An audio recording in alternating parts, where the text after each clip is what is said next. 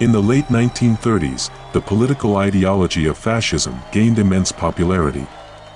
Fueled by the perceived triumphs of Italy, Germany, Japan, and eventually Spain, these nations, under the rule of dictatorial leaders and centralized autocracies, appeared to embody the future.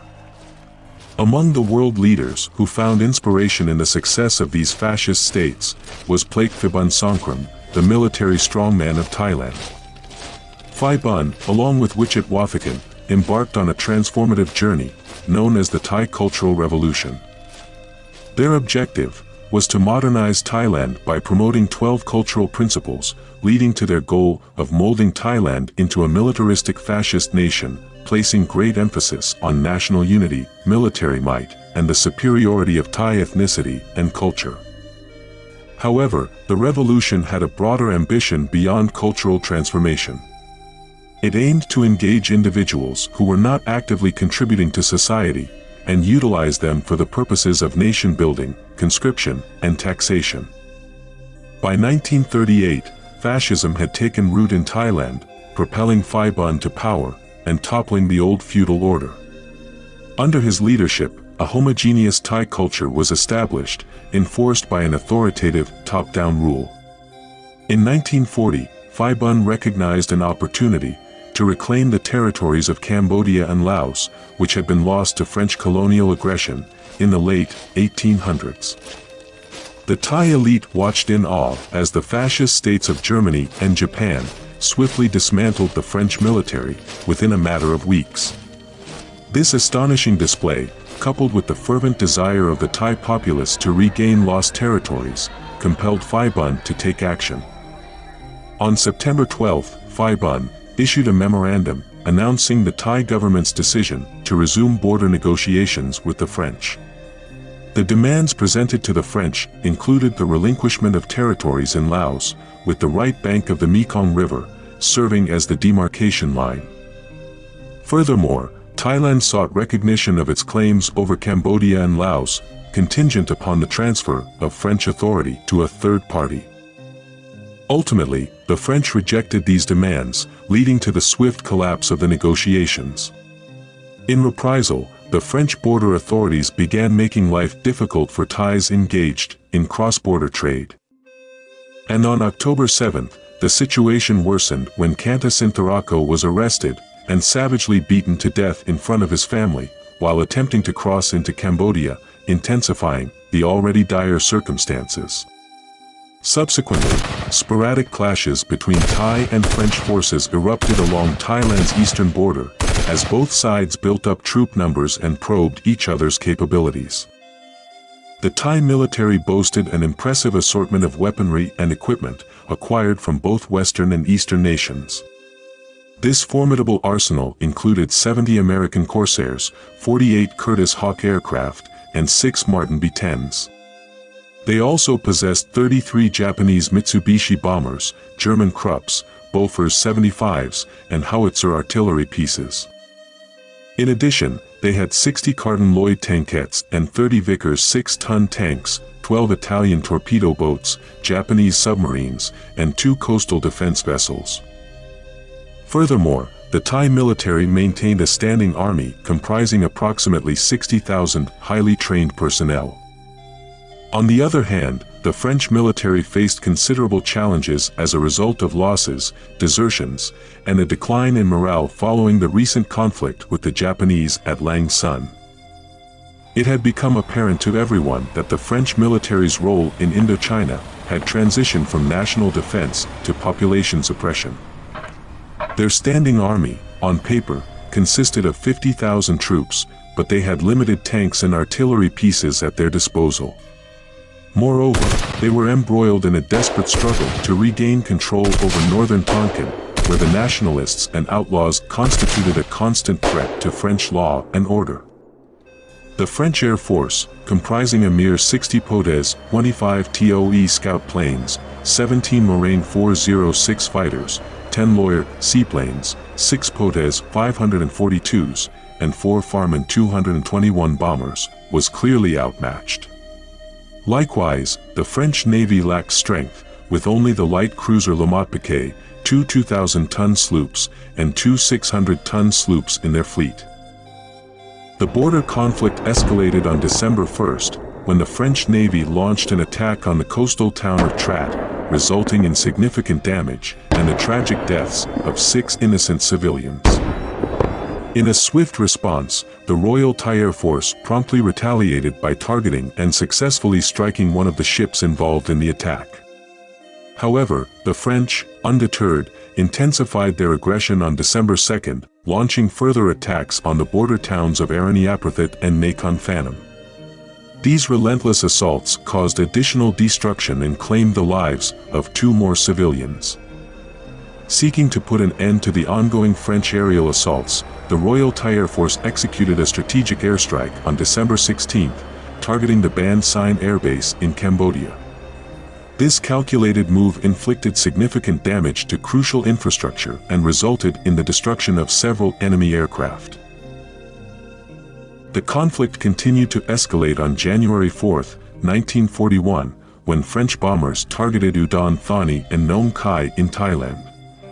The Royal Thai Air Force retaliated by launching counterattacks on Battambang and Saophoan in Cambodia, as well as Vientiane and Pax in Laos. The situation reached a critical point on January 10, as French bombers brazenly attacked Bangkok. In an aggressive display of daring, the Royal Thai Air Force swiftly responded by launching an assault on Hanoi, while their ground forces entered Laos, overpowering French opposition and seizing control of the western side of the Mekong River near Pax. On the same day, the largest Thai assault force, comprising 9 battalions with artillery and tanks, overran the town of Paui Pet in Cambodia before advancing toward Saophoan.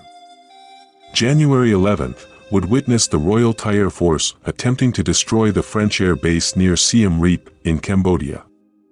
As a result of this encounter, the French would later claim to have shot down 5 Royal Thai aircraft, while the Thais would claim 3 French fighters during the action.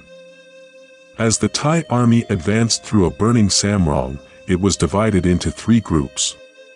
One group headed towards Battambang, where the French had positioned the majority of their troops.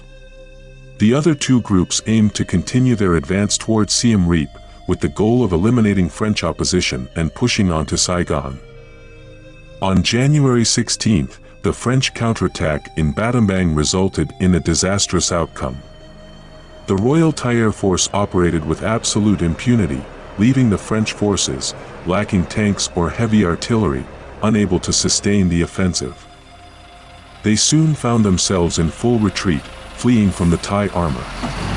However, the 5th Foreign Legion at Phum Po displayed remarkable courage, preventing an utter rout and halting the Thai army's unopposed march into Saigon.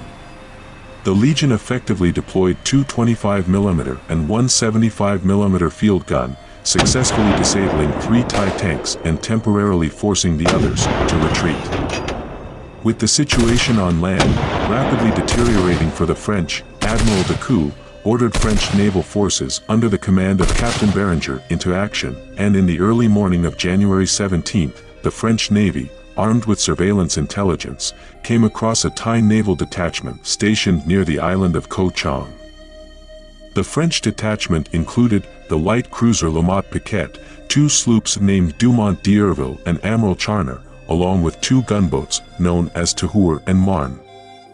At approximately 0600 hours, the French Navy commenced firing upon the Thai naval detachment, comprising the Thonburi, along with the torpedo boats Songkhla, Kalburi, Trat, and Rayong, the mine layer Hung Sar Hai, and the fishery protection vessel Thuotha. Shortly after the commencement of the battle, the Thonburi suffered a hit close to the bridge, killing the force commander, captain from Virafan, and 4 Japanese observers. At 0830 hours, with the Thonburi on fire and beached, the torpedo boats Kalburi, Songkhla, and Trat sunk, and the remainder of the Thai detachment heavily damaged and out of action, Berenger ordered the squadron to return to Saigon as the expected Thai air attacks materialized, forcing the French to retreat, scoring 1 direct hit on Le Mot Piquet but failing to detonate, and affording the French victory at Ko Chang with the loss of 11 men. Despite their success, the French were unable to capitalize on this victory, due to Japan's concerns that the war might shift in France's favor. Consequently, the Japanese intervened by dispatching a naval force to the mouth of the Mekong River to propose a truce and resolve the conflict. On January 24, the Royal Thai Air Force continued their provocations, with bombing raids on the French airfield near Siem Reap, the city of Sophon, and Phnom Penh until a formal truce was eventually signed on January 31, 1941, aboard the Japanese battleship Notori off Saigon. The extent of the Thai-Japanese collaboration became apparent on May 9, 1941, when the Japanese-imposed treaty was signed between Indochina and Thailand. This treaty granted Thailand the disputed territories of Laos, parts of the Cambodian province of Siem Reap, and the entire Battambang province. In return, Thailand agreed to pay Indochina an indemnity as compensation for the lost provinces. Phibun's successful resolution of the conflict represents a significant personal achievement. It marked the first time Thailand had obtained concessions from a European power through military force. The French, unable to receive reinforcements and incapable of supporting a prolonged fight, would be bitterly reminded of their isolation and weakened condition. In the middle of July, 1941, Admiral William Leahy, the American ambassador to Vichy, France, received a note from French Admiral Jean Decoux. The note informed the Allies about Japan's plan to invade southern Indochina as a part of their preparations for a major offensive towards Singapore. And on July 28, 1941, some 140,000 Japanese troops invaded southern Indochina. The Allies had been forewarned of the coming catastrophe, yet little was done to strengthen Singapore's position.